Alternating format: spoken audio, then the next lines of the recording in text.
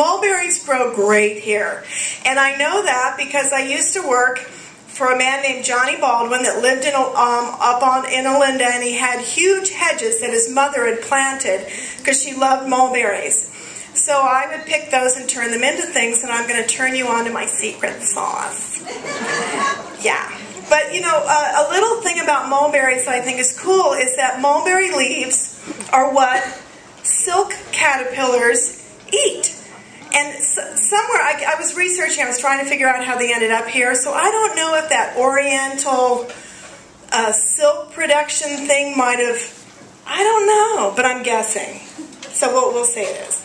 But, so silk caterpillars eat mulberry leaves, and that's how silk production is made. And if you go see any silk production, there's just tons of leaves on the ceiling and these caterpillars munching away on the mulberry leaves to produce silk, which is, you know, one of the finest, sturdiest, greatest fabrics on earth, at least in my humble opinion.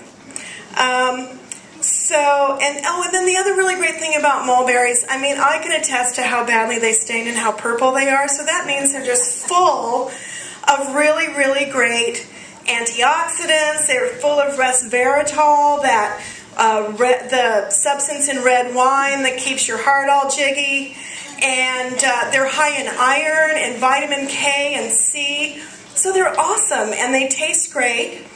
And they help diabetes. See? Scotty, baby, thank you. The leaves. So do you steam them or? Tea. See? I'm learning something too. There's another value-added product for your bushes, honey. A little tea.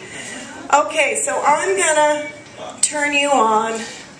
Oh, here. So I brought some mulberries. I put them in a dish back there, but here they are, and I'll put them... Oh, no. Thank you, Helen. I liked your polenta, too. But here they are, and I'm going to put them back there, so have at them.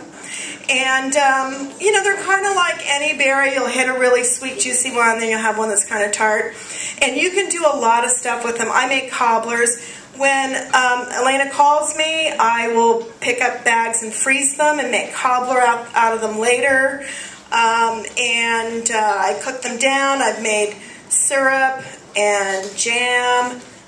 But the best thing I make with them is a mulberry red wine reduction, and I finish it with truffle oil. So what I do is I heat them up a little bit so they get juicy, and then I throw them in the Vitamix and turn them into a puree. So they're kind of thick, so I put them back in the pan. I add about a half bottle of Ulapalakua Red, and then the rest goes in me, because that's what makes it so good. And I reduce it down. I cook off the alcohol, because some people can't have that.